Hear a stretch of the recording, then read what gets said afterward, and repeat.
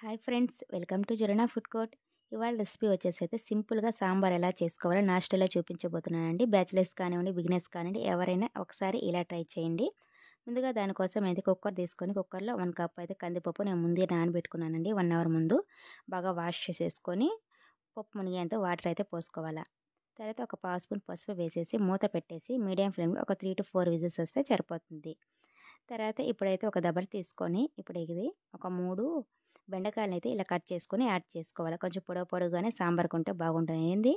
తర్వాత ఒక 2 మునక్కాడలు కూడా ఇలా కట్ చేసుకొని యాడ్ చేసుకోవాలి. ఒక 3 గ్రీన్ చిల్లీ కూడా కట్ చేసుకొని యాడ్ చేసుకోవాలా.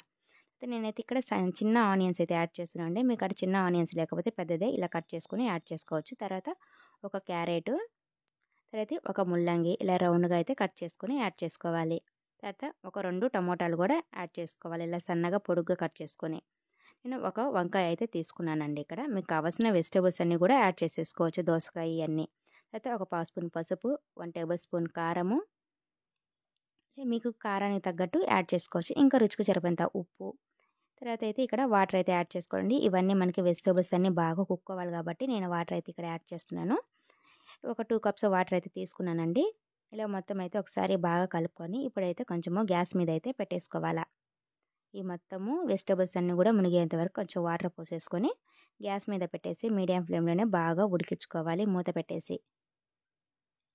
మనకి ఈ వెజిటబుల్స్ అన్నీ కూడా కొంచెం సాఫ్ట్గా అయ్యేంత వరకు అయితే బాగా మగ్గించుకోవాలండి. మిడిల్లో చూసుకుంటే మనము ఒకసారి మగ్గాయా లేవా అని చూసుకోవచ్చు. ఇలా కొంచెము మరుగుతున్నప్పుడే మనము ఇక్కడ చింతపండు జ్యూస్ అనేది యాడ్ చేస్తున్నానండి. నేను చిన్న నిమ్మకాయ చింతపండు జ్యూస్ అయితే తీసుకున్నానండి. అది మొత్తం వేసేసి మొత్తం అయితే ఒకసారి బాగా కలుపుకొని మూత పెట్టేసి బాగా ఉడికించుకోవాలి. ఈ వెజిటబుల్స్ అన్నీ కూడా మనకి కొంచెం సాఫ్ట్గా అవ్వాలి. వెజిటబుల్స్ అన్నీ కూడా మనకి సాఫ్ట్గా అయినాయా లేదని ఒకసారి మనము మూత తీసి చెక్ చేసుకుందాం. ఇప్పుడైతే మనము వెజిటబుల్ బాగా కుక్ అయిపోయి కదా, చూసారా, మరీ సాఫ్ట్గా అయిపోకూడదండి. ఇలాగ మనకి ఉడికిపోతే సరిపోతుంది. ఇప్పుడైతే ముందుగా పప్పు అయితే నేను బాగా మ్యాష్ చేసి పెట్టుకున్నానండి. ఆ పప్పు కూడా మొత్తం అయితే దీంట్లోనే యాడ్ చేసేసుకోవాలా. పప్పు మొత్తం యాడ్ చేసేసుకొని ఒకసారి బాగా కలుపుకొని ఇక్కడే మనకి కారము, ఉప్పు, పులుపు అని ఒకసారి చెక్ చేసుకుంటే కరెక్ట్గా సరిపోతున్నాయి. నాకైతే అన్నీ కరెక్ట్గా సరిపోయాయి. మీరు ఈ స్టేజ్లో ఉన్నప్పుడు ఒకసారి చెక్ చేసేసుకోండి. దీన్నైతే పక్కన పెట్టేసుకొని ఇప్పుడైతే పోపు అయితే పెట్టేసుకుందాం. ఇప్పుడు ప్యాన్ పెట్టేసుకొని ప్యాన్లో అయితే కొంచెం ఆయిల్ అయితే యాడ్ చేసుకోవాలా. కొంచెం ఆయిల్ హీట్ అయిన తర్వాత కొంచెం ఆవాలు, కొంచెము జీలకర్ర, అయితే సన్నగా కట్ చేసుకున్న ఆనియన్స్, కొంచెం వెల్లుల్లిపాయలు ఒక 2 అయితే తీసుకున్నాను. కచ్చాపచ్చగా దంచి యాడ్ చేసుకోవాలి. తర్వాత కొంచెము కరివేపాకు అన్నీ వేసి మనకి కొంచెము గోల్డెన్ బ్రౌన్ వచ్చేంత వరకు అయితే బాగా ఫ్రై చేసేసుకోవాలా.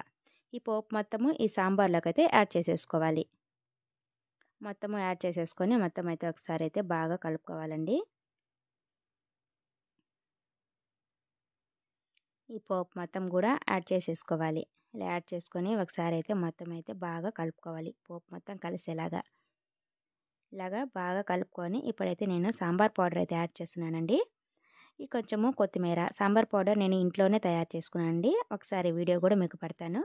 ఆల్రెడీ మన ఛానల్లో ఇడ్లీ సాంబార్లో అయితే ఈ వేరే వీడియో అయితే ఉందండి. ఒకసారి చెక్ చేయండి కావాలంటే సాంబార్ పౌడర్ది. తర్వాత ఇప్పుడు కొంచెము ఇంగువ కూడా వేస్తున్నాను. ఒక పావు స్పూన్ ఇంగువ మొత్తం వేసేసి ఒకసారి బాగా కలుపుకొని ఇవన్నీ కూడా బాగా మరగనివ్వాలండి. ఇవన్నీ బాగా కలిసేలాగా మనకి సాంబార్ అయితే రెడీ అయిపోయింది. మన ఛానల్ని ఎవరైనా ఫస్ట్ టైం చూస్తుంటే సబ్స్క్రైబ్ చేసుకోండి ఫ్రెండ్స్. అలాగే లైక్ కూడా